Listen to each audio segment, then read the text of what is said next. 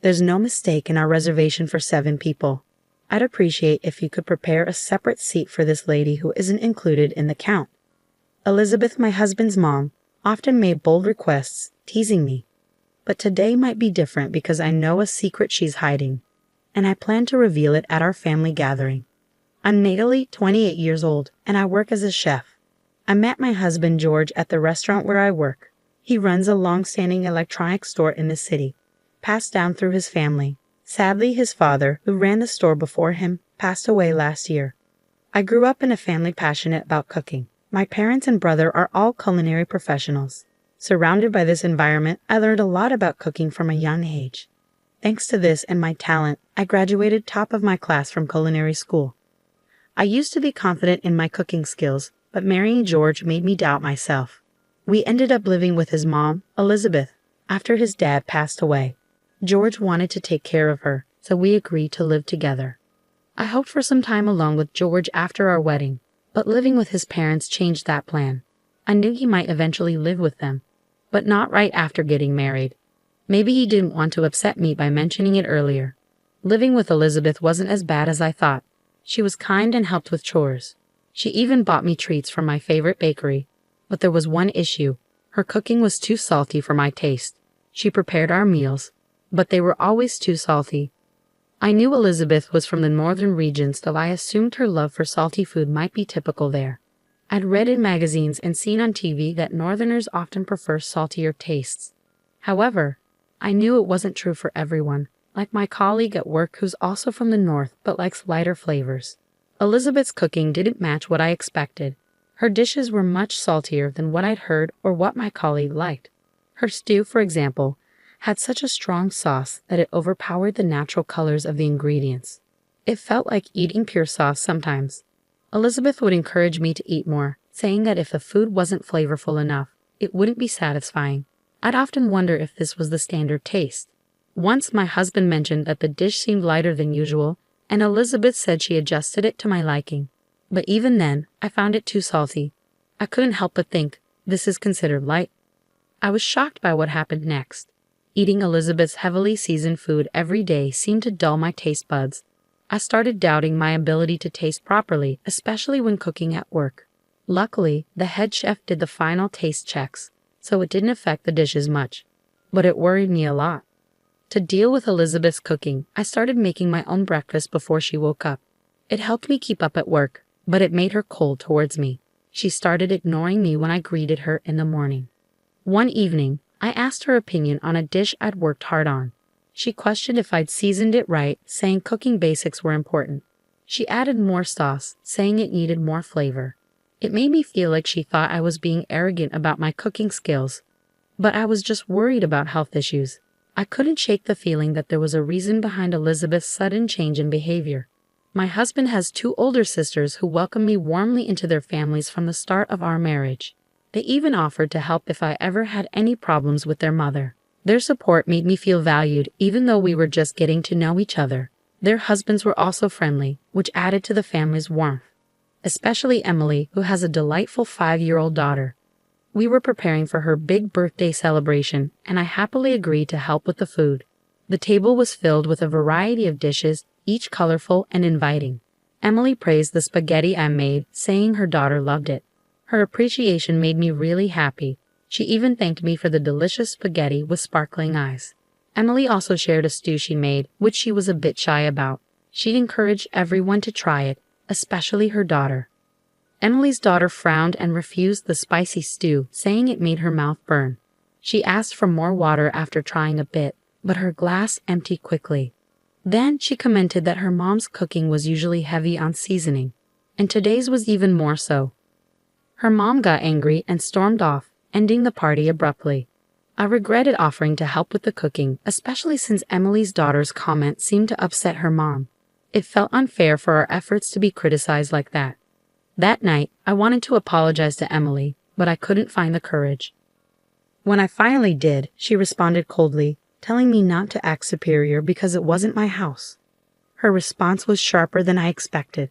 Life became increasingly difficult from the next day onwards. Elizabeth would heavily season the meals I carefully prepared, and on the worst days, she'd even throw them away before finishing them. I turned to my husband for support, but he didn't take my distress seriously. He suggested that maybe I had antagonized her and needed to listen more. It felt like he wasn't understanding my feelings. To add to the strain, despite being married for only half a year, he started coming home late, sometimes not until midnight.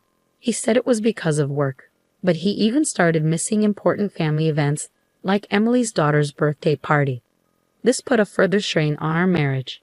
Just when I thought things couldn't get any tougher, Elizabeth had a bad fall down the stairs and seriously hurt her leg. Emily offered to help with her care, but Elizabeth insisted that it was my duty as her daughter-in-law to look after her.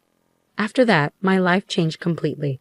I had to attend to Elizabeth's needs all day, every day, from small tasks to big ones.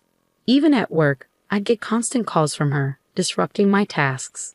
At first, my colleagues understood, but eventually, they got frustrated with the interruptions.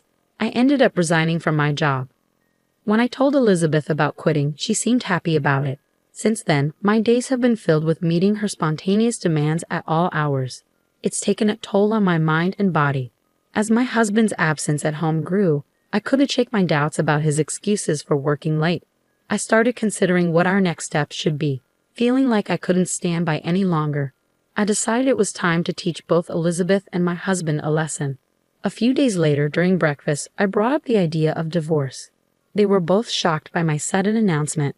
My husband questioned why I was bringing it up, reminding me that we were still newlyweds. He denied any suspicion of cheating and seemed hurt by the suggestion. He also pointed out that I rarely came home, and he felt belittled by Elizabeth. He said he couldn't be happy in such a household environment. "I've made my decision," I declared with newfound determination, surprising both of them. My husband quickly apologized, promising to be more attentive to our home life. He even suggested I take a break and go to my parents' house for a while if I needed it. However, he asked if I could still help Elizabeth due to her leg injury. His apology caught me off guard, but I sensed a hint of resentment in his tone. He urged me to reflect on what had happened and suggested we keep trying to live together. He hoped our feelings might change and things could improve. I replied tersely, saying I would think about it. Their smug smiles revealed their shared bond as family. The atmosphere at home improved briefly with my husband coming home earlier, but it didn't last.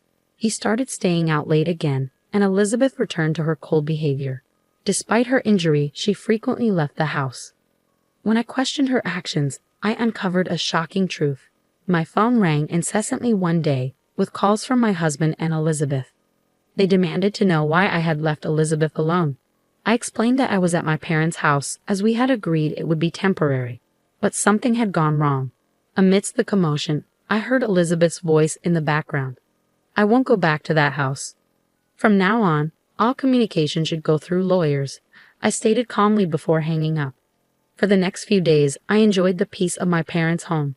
They cooked my favorite meals, and I felt grateful for each one. In return, I cooked for them, and when my mother praised my cooking, tears of happiness filled my eyes. During this peaceful time, I got an unexpected message from someone I didn't want to hear from, Elizabeth. She apologized for her past actions and invited me to her upcoming birthday party. I didn't want to go, but the party was at a renowned restaurant, a rare luxury. I decided to attend and convey my intentions. Elizabeth was happier than I expected and shared the details. The day of the party arrived, and the venue was an upscale restaurant near the station. It had become popular among food enthusiasts because of a new chef trained in France. His dishes were acclaimed as authentically French, earning rave reviews from gourmets in the city. Upon arriving at the main entrance of the restaurant, I observed George and Elizabeth awaiting my arrival with what appeared to be a smug expression. The attendees of the party included Emily, her husband, and her children, constituting a small gathering of 8 individuals. Notably, the topic of divorce had not been disclosed to the attendees at this juncture. Shortly thereafter, Elizabeth approached the restaurant staff and requested confirmation of the reservation, which was indicated for 7 individuals. She subsequently requested a separate seat for me, indicating an implicit acknowledgement of my presence. As we settled into our seats and began dining, Elizabeth's comment about the spaghetti tasting like mine warmed my heart. Then, George mentioned how the restaurant's dishes had improved since the new chef arrived. A especially recommending a forthcoming meat dish. As we eagerly awaited the arrival of the anticipated meat dish, delicious-smelling plates kept arriving at Emily's table. However, George and Elizabeth hadn't received anything yet. Elizabeth's frustration became apparent as she loudly questioned why their food was taking so long, drawing glances from nearby diners. The waiter apologized, explaining that the chef was preparing something special for them, which was why it was taking longer. He asked for their patience a little longer. Despite Elizabeth's annoyance, there was a flicker of satisfaction on her face, knowing they were receiving special treatment. Soon, footsteps from the kitchen caught their attention. Their expressions froze in surprise as I emerged, dressed in a chef's hat and apron. "Natalie, why are you dressed like that?" Elizabeth questioned, while Emily and her husband seemed to enjoy the surprise. I smiled gently and placed the specially arranged dishes before them. "I've prepared a special menu just for the two of you," I announced as I placed the dishes before Elizabeth and George. Elizabeth's plate held a beautiful black lump adorned with a rich sauce, which I further enhanced with a topping. Seeing Elizabeth's surprised expression brought me satisfaction. For George, I presented a dish adorned with various delicacies, each shining brightly. I also provided a special sauce for him to try. Emily's daughter laughed cheerfully, appearing surprised yet intrigued by the unique service. However, George and Elizabeth reacted with anger. "This is unbelievable. I've never seen such inappropriate service. Call the manager," George demanded. I calmly replied, "I'm the person in charge here. Is there a problem?" Elizabeth joined in, accusing me of allowing disrespectful service and threatening to sue. "Feel free, but we're also considering legal action for the disruption you've caused," I responded firmly. "How dare you?" Elizabeth exclaimed in disbelief. It turned out that they were frequent visitors to the restaurant and were known for their demanding behavior and constant complaints. The staff had already viewed them as problematic customers until now. "Considering our familiar relationship, we've treated you with leniency. But now that Natalie has chosen to distance herself from you too, we will treat you impartially. Is that okay, Natalie?" The person in charge, who turned out to be my brother Peter, asked me. "Of course," I replied. Peter, Elizabeth, and George were utterly stunned to realize that the person in charge of the renowned restaurant was my brother. In reality, the restaurant's success was a result of Peter's diligent management and hard work. They had not been informed of this fact. Despite not attending our wedding due to work commitments, Peter had sent a generous gift. He had never spoken with Elizabeth or George before, but he remembered their faces from pictures he had received from family gatherings he couldn't attend. "I couldn't go to the wedding, so I wanted to say hi when you came to visit, but every time you guys seem too busy with your friends," Elizabeth told George and Emily. They looked surprised. "We didn't know. Can you tell us more?" Emily asked, trying to sound happy, but her eyes showed she was serious. "We actually came here to eat with some store owners from the town's market. It's popular now to eat at these new restaurants," George explained. Just then, a waiter came up.